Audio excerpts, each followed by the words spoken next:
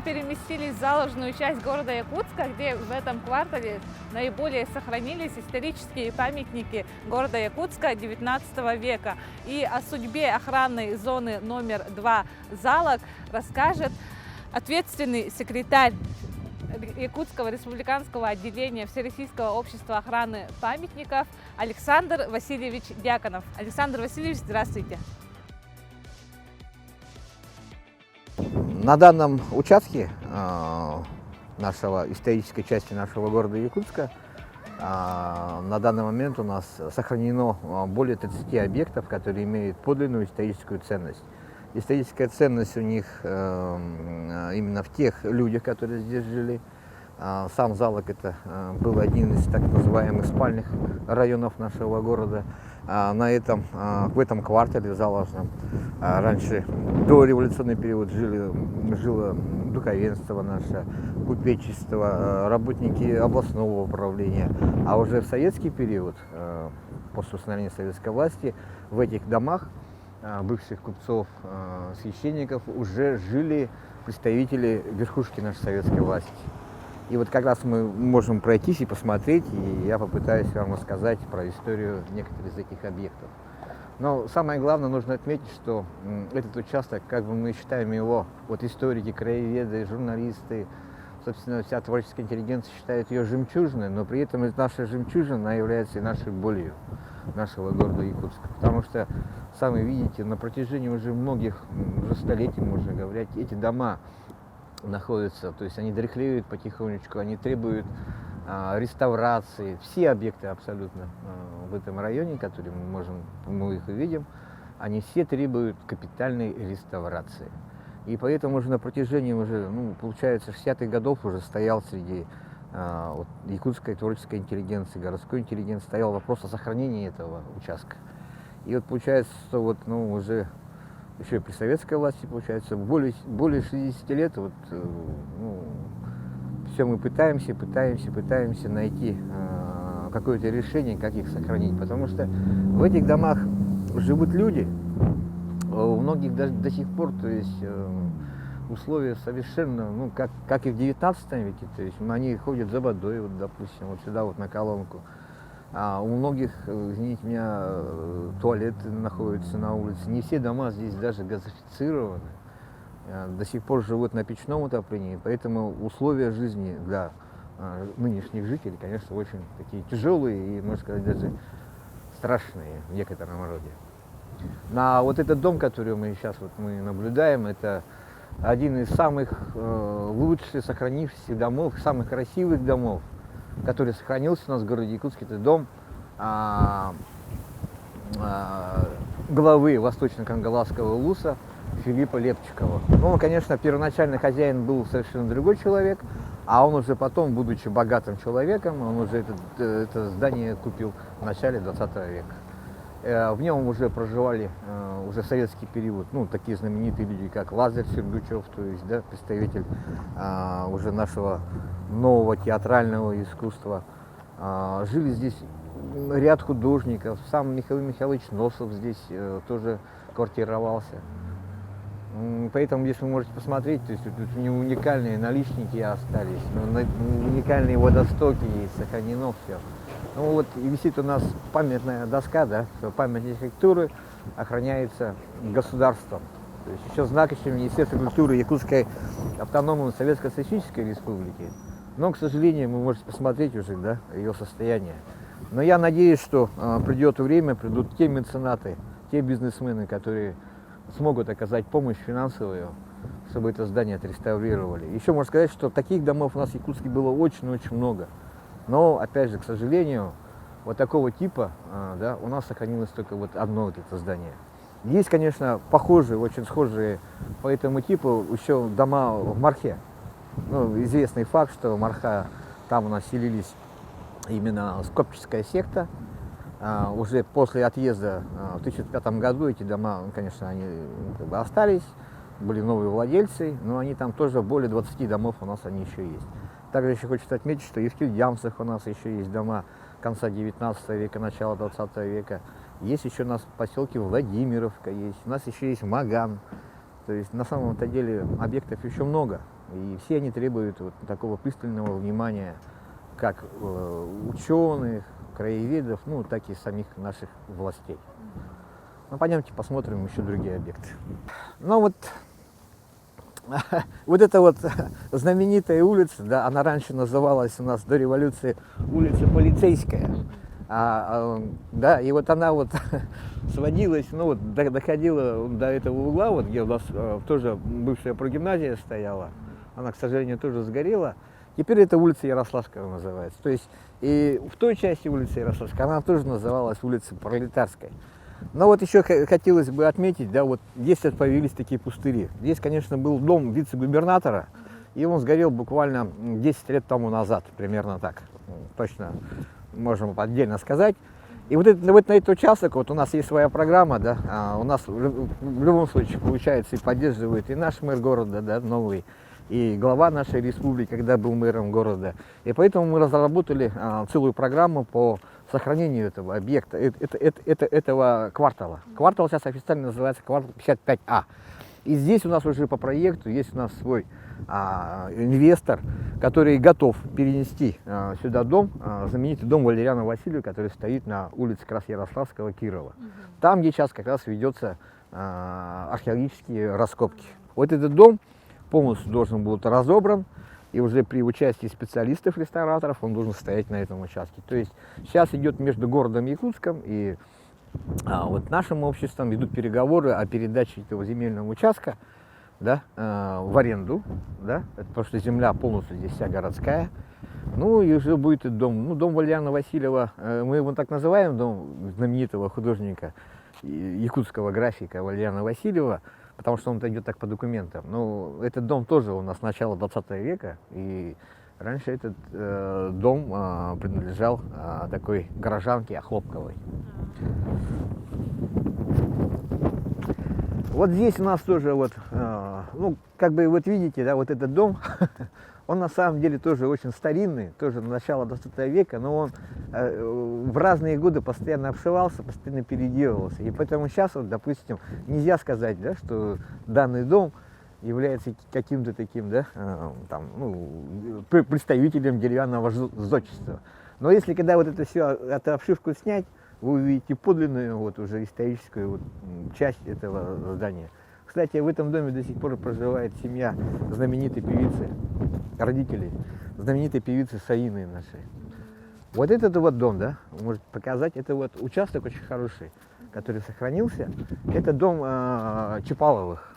То есть вообще вот эта улица, которая сейчас называется Чапалова, вот, они здесь очень компактно, эта большая семья жила. И вот один из домов, это дом начала 20 века, очень хороший, видите, да, тоже в таком, ну, можно сказать, хорошем состоянии находится. Здесь нужно провести, конечно, в любом случае реставрацию. Но вот я хочу вот вам показать вот такой факт, да, потому что город Якутск до революции всегда стоял в городе Якутске квартирный вопрос. И поэтому практически все эти дома, они были, ну, как называемые, доходные дома. Потому что всегда, то есть не было, собственно, такого, да, областного жилья. И даже те чиновники, которые приезжали сюда работать, им надо было где-то жить. И поэтому они у местного населения, у местных горожан снимали комнаты. И вот самое главное, интересно, вот вы смотрите, вот, да, вот это двухэтажное здание, это на самом деле амбар. И вот тот период, когда ну, не хватало жилплощади, даже вот эти амбары, двухэтажные амбары, их переделывали полностью в жилые помещения. То есть каждую комнату вставляли, ну, печку вставили, так и живут. И вот до сих пор вот у нас вот, да, горожане, многие вот живут, так сказать, в старинном амбаре. То есть там практически, получается, 6 квартир в этом старинном амбаре начала 20 века. А раньше этот амбар и вот этот дом, это был один как раз участок, одна усадьба, усадьба Чапаловых. Очень хорошие, красивые водостоки. Но видите, он тоже, да, в свое время, уже при советской власти, в конце 70-х годов был обшит деревом, да, досками и покрашен в зеленый цвет. А первоначально еще вот на фотографиях Айсена Дмитриевича Дайду, который активно занимался как раз и историей нашего города, и, собственно, он фотографировал эти объекты. Еще в 70-х годах это здание было, ну, не обшито. А вот опять же, если убрать вот это вот, да, новый материал, зеленый цвет, там мы увидим практически вот такой же цвет и тот же кругляк. Ну, дальше пройдем мы. Ну, вот здесь вот, да, это старинное здание, это так называемый магазин Мордыхович. Да? Ну, как видите, ну, в свое время были сняты наличники, а теперь уже, ну, арендаторы этого помещения, как бы, да, то есть, ну, и при советской власти был магазин. Тут заложные горожане-то помнят, что это один из таких популярных магазинов был вот на этой территории. А вот наличники, это, конечно, уже современные, но попытались именно арендаторы в любом случае что-то, ну, да, сделать какую-то стилизацию вот, по старое здание. Вот тоже один из интереснейших домов, да, который тоже ждет своего времени, своих меценатов, своего пристального внимания всех. В этом доме, кстати, жил уже в советский период знаменитый писатель якутский Далан. А вот здесь вот у нас получается самое старейшее здание, деревянное здание, которое сохранилось в городе Якутске. Это дом Чапалова, также тоже называется дом Чапалова. Это раньше дом стоял как раз на месте по проспекту Ленина, да, там, где сейчас так называемые подписные здания, возле кинотеатра «Центральный». Но дело в том, что сам Чапалов это был участником трех революций, и поэтому на тот момент, когда строилось это здание новое, да, подписные здания, получается, каменное здание, тогда было решение именно в память об этом человеке, который, ну, принимал в революционных действиях, перенести его на одноименную улицу Чапалова. И этот дом вот у нас считается один из старейших, и он у нас, получается, конец 19 века, то есть это 80-е, 70-е годы. Тут даже по стилистике можно поделиться, да, потому что даже вот наличники, они не такие уже, да, вырезаны, они более проще сделаны. И такое ощущение, да, как будто что дом ушел, да, абсолютно, да. Но на самом деле дом не ушел, потому что постоянно на протяжении многих-многих лет была отсыпка дорожного полотна, и просто получается так, что дом, ну, считайте, этот дом где-то, если его поднять еще где-то на 2 метра, вот он такого размера был, то есть такой высотой. И он очень величественно смотрел, и он стоял на улице Большой, то есть нынешний проспект Ленина, такой знаковый был дом.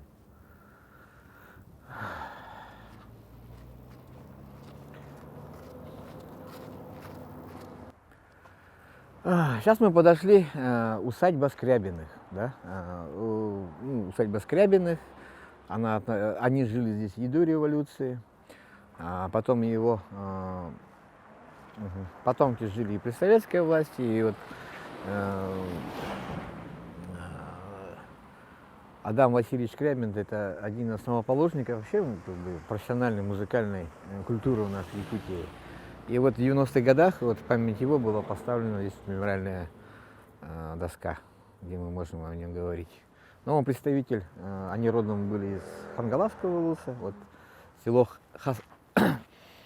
Хастык там было раньше. Ну, сейчас вот тоже. Но здесь вот я точно знаю, что люди, да, которые здесь живут, они просто готовы после всех этих разрешительных документов.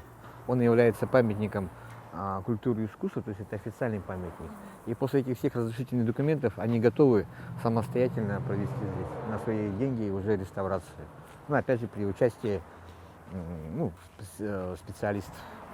Ну и вот там вот самое интересное, мы можем пройтись. Как бы это получается городская усадьба, да? Вот здесь вот просто как пример хочу показать, как вот жители, которые хорошо относятся к своему зданию, к истории этого здания, можем сейчас посмотреть. То есть это если доходный дом был, да, семьи Скрябиных, то сами Скрябины, вот как раз вот сам Адам Васильевич со своей супругой, со своей семьей жили вот в этом доме. Да, да. Ну, смотрите, сразу видно, тут присутствует хороший хозяин, который поддерживает состояние этого дома. Аккуратно. В свое время при советской власти уже 20-х, да, середины 20-х годов эти все дома были переданы в горкомхоз, городское коммунальное хозяйство. И, конечно, получилось так, что люди уже где-то примерно, когда началось строительство двухэтажных зданий у нас в 30-е годы, первые, где появились, это же, по сути, были коммунальные квартиры в нашем понимании. То есть это одна общая кухня, и в каждой комнате живет по отдельной семье. А когда началось строительство двухэтажных зданий, 30-х, вот именно в середине 30-х годов, тогда уже горожане имели возможность жить уже в отдельных квартирах. И поэтому, конечно, они сюда переезжали, то есть улучшали свои жилищные условия, а сюда переселялись новые. И вот так вот такое идет наслоение. А самих, конечно, хозяев, да, это те, которые были строители до революции, они, конечно, их пощемляли, потому что это были представители другого класса, да. У нас же была классовая борьба, собственно. И получилось так, вот это очень хороший пример есть, это вот «Собачье сердце». Когда профессору Преображенскому пришли представители Швондер со своим домкомом, где хотели они уплотнить, так сказать, да, потому что профессор Преображенский жил в 6 комнатах, да. Вот надо было вот, заселить новую семью. Вот это прекрасный пример, то, что творилось у нас вот, после установления советской власти. Так, а строительство домов совершалось якутскими плотниками? Да, конечно, это все полностью якутскими плотниками, это все делалось, потому что это были представители как раз вот, близлежащих, да, наследников. В том числе вот очень много было вот тот же Федот Романов, который вот у нас дом Романовка, где был военный протест, это представитель западно-кагаласского улуса, то есть его бригада была полностью собрана, опять же, из местных плотников, и они работали как артели. Поэтому дело в том, что вообще очень многие писатели, ученые, которые приезжали к нам в Якутск, по разным причинам, кто-то в экспедиции, кто-то просто там, допустим, тот же Гончаров, да, знаменитый. Он же как описывал, то есть покажите якутскому столяру, плотнику какую-нибудь фигурку, и он вам через некоторое время сделает то же самое в дереве. То есть нам нужно были показывать им просто какие-то образцы, они это все могли делать. Но самое главное, что стилистика вот этих домов, да, она на самом деле называется сибирский стиль, сибирский деревянный стиль. То есть такие дома мы можем увидеть до сих пор, да, это в том же Тобольске, да, в том же Красноярске, в том же Томске, в том же Омске. Они дома, в Иркутске их очень много сохранилось. А работали, конечно, плотники, это были местные, не без участия, конечно, там каких-то, потому что город Якутск всегда менялся стилистически. То есть у нас ни одного здания не осталось именно там 17 века, допустим, 18 века, а сохранились именно 19-20 век, да, начало 20 века. Это все как бы подражание той моде, которая была вообще в Сибири, архитектурная. И сейчас вот у нас тоже, да, в Якутске проявляются новые, да, каменные дома с новыми фасадами в частном секторе. Это тоже влияние идет именно с запада, получается. Потому что какие в Москве дома, мы не хуже, мы горожане, мы живем в столице республики, нас дома должны быть не хуже. Также по такому же принципу жили и во все времена в городе Якутске. То есть подражание определенной какой-то архитектурной моде. Вот здесь вот у нас самый очень хороший участок сохранился, это участок усадьба. И она единственная сохранилась у нас усадьба, городская усадьба Киршенгольцев, знаменитый Киршенгольцев. То есть мы знаем доктора биологических наук Киршенгольца, есть школа имени Киршенгольца, 9-я. Вот они раньше жили вот на этом, как раз это была их полностью усадьба. Почему вот усадьба здесь она хорошо сохранилась, тут для историков в целом она интересна, потому что как раз здесь сам жилой дом, да, представленный, их доходный дом и, собственно, вот этот амбар-ледник, который вот мы видим, да, вот, это вот ледник. У нас больше такого компактного, вот именно, компактной усадьбы больше не сохранилось, к сожалению. Поэтому данный участок, конечно, тоже имеет очень хорошую перспективу, да, для сохранения. И, собственно, я думаю, что если опять просто определенных работ с городом Якутском, я знаю, что здесь вот живет молодой человек, который готов тоже после всех разрешительных документов готов заняться реставрацией этого объекта. Но он же хочет, у него есть там мысли определенные, что он же будет влаживать свои средства, соответственно, он должен как-то их отбить, эти деньги. То есть здесь рассматривается вопрос, конечно, что если берет какой-то предприниматель, да, этот объект, то есть, соответственно, ему нужно будет возместить эти убытки, которые он повел. То есть это будут либо рестораны, либо парикмахерские. То есть вот есть прекрасные примеры. Это вот Андрей Высоких, сейчас он председатель городской общественной палаты. Вот он в свое время, в 2000-х годах, в начале 2000-х годов, взял вот именно дом, так называемый дом Сыроватского по улице Чернышевского. Теперь он там открыл цирюльню. Это теперь является одним из элитных салонов парикмахерских. Там очереди у него за месяц выстраиваются. Это вот правильный подход. Вот такой вот. Ну вот здесь вот у нас вот дом купца Платонова, да, булунского купца Платонова. И здесь у нас, видите, мемориальная доска висит. Вот здесь вот жила как раз в советский период Софья Петровна Сидорова, председатель Верховного Совета ЯССР. А уже потом в 60-х годах, да, в конце 60-х годах, к этому зданию пристроили вот новые, да, вот новый пристрой. И почему был пристрой? Потому что это здание передали Якутскому художественному училищу. И вот наши вот эти знаменитые шестидесятники, да, вот знаменитые, как раз Валерьян Васильев, да, вот целый пласт вот это вот знаменитых якутских графиков, художников, они как раз учились здесь, в этом здании. Но, к сожалению, это здание тоже несколько лет тому назад здесь был пожар, и поэтому здесь нужно менять кровлю уже, как бы по-серьезному нужно относиться к этой работе. Ну вот так вот примерно. Ну вот сегодня новость такая есть, на нас вышла ассоциация студенческих отрядов, и вот они готовы своими средствами заняться как раз вот реставрацией этого объекта. И да, и в дальнейшем у них есть такой план, что это будет, во-первых, хоть не как административное здание, но еще плюс они хотят создать там музей стройотрядов нашей республики. Там как раз они, самое интересное, что они готовы, потому что они строительные, во-первых, да, у них есть опыт строительства, и они уже опять же, при хороших специалистах, под наблюдением хороших специалистов, готовы сами полностью провести эти работы реставрационные. А эти специалисты, они должны быть какой-то лицензии? Да, конечно, если объект, является, находится в списке, в реестре памятников истории и культуры народов Российской Федерации, соответственно, к нему нужно относиться как в соответствии с федеральным законом 73. То есть обыкновенный человек не имеет права, даже любая строительная компания, не имеющая лицензию на реставрацию, она не имеет права заниматься этими работами. И поэтому вот у нас есть в республике только две пока компании, имеющие лицензию на реставрацию каменных зданий и деревянных. Там тоже очень большое разделение есть по категориям. Но они у нас есть, и они работают. То же самое, что происходит в Черкесском музее. То есть Топчанка, да, была отреставрирована, мельница Топчанка. Сейчас вот многоугольная юрта Балаган была, да, отреставрирована. Потом сейчас вот ведется эта же компания, это компания «Уран» называется. Вот они сейчас ведут в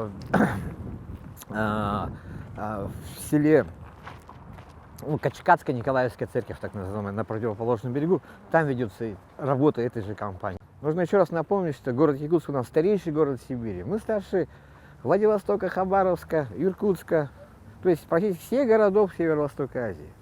Мы старше Санкт-Петербурга. У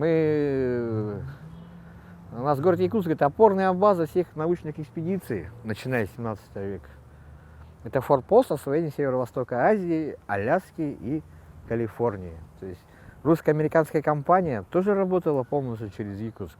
То есть когда вот этот знаменитый Форт Росс, там же работало огромное количество якутских плотников, которые, многие там даже и остались после ликвидации, когда они обзавелись уже семьями с местным населением.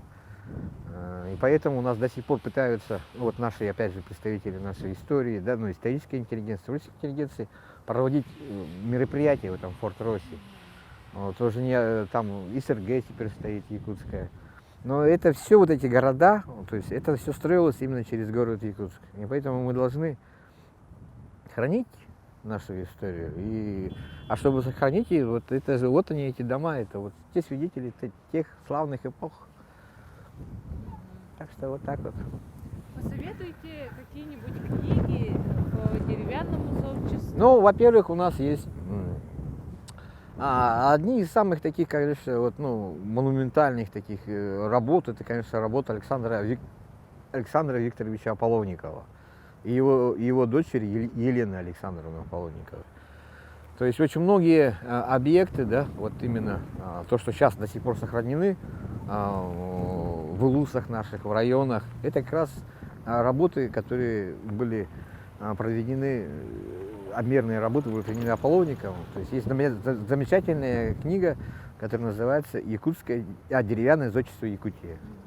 Там как раз и вот есть все, она прямо расписано, начиная от наших традиционных якутских балаганов, заканчивая осадными амбарами.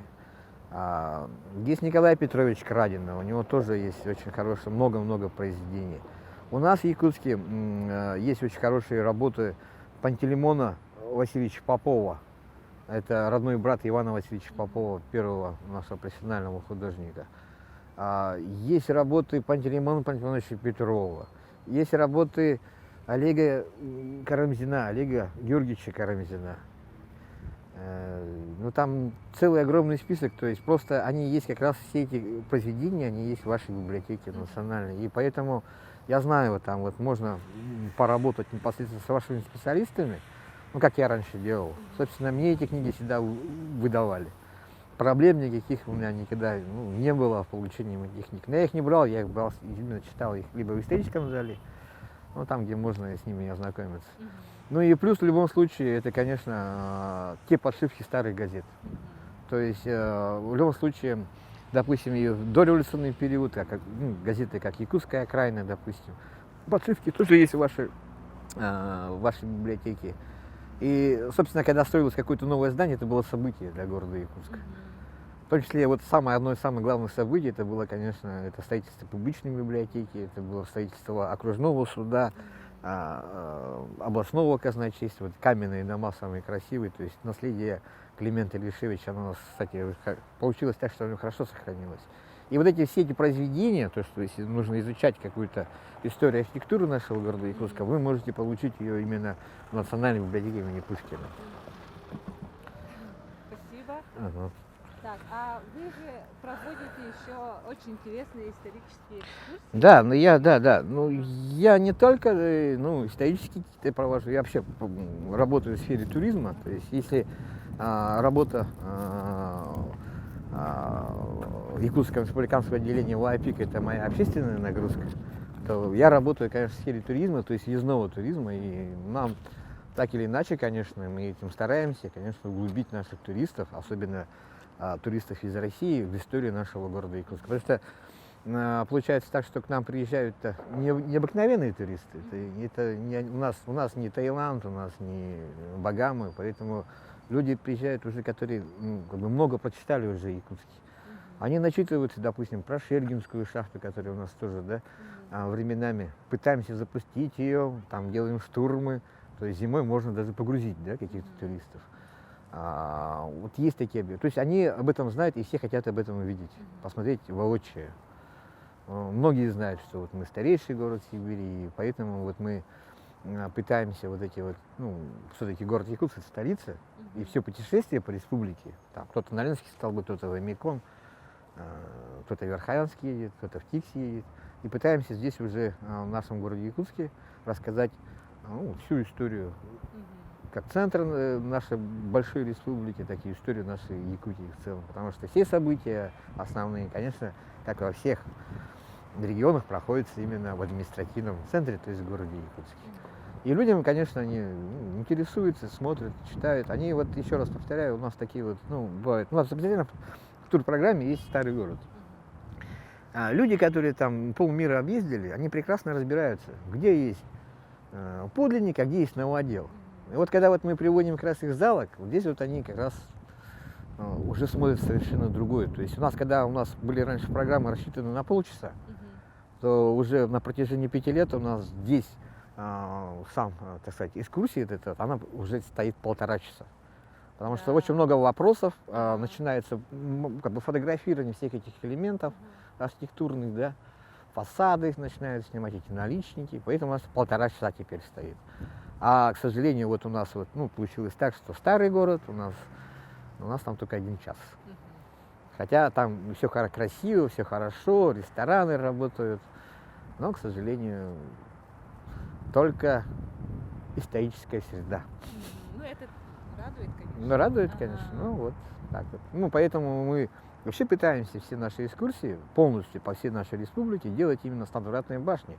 Что такое надвратная башня? Это как раз вот есть врата в наш город, то есть врата в нашу, можно сказать, да, республику уже. Но это было раньше, конечно, это было давно, уже и Руслан Васильевич об этом рассказал, да, уже до этого, что, к сожалению, в 2002 году у нас сгорело, а это у нас символ нашей истории, архитектурный символ нашего города Якутска. И поэтому как-то мы пытаемся даже этот новодел поддерживать. У нас там внутри экспозиции очень хорошие, я так считаю, и люди очень многие отмечают. То есть очень много телевизионных групп, которые пытаются что-то делать о нашем городе Якутске, о нашей республике. И, все пытаются уже начинать именно вот с нашей башни. Хорошо. Александр Васильевич, благодарю вас за интересную экскурсию. Желаю вам дальнейших успехов. Спасибо.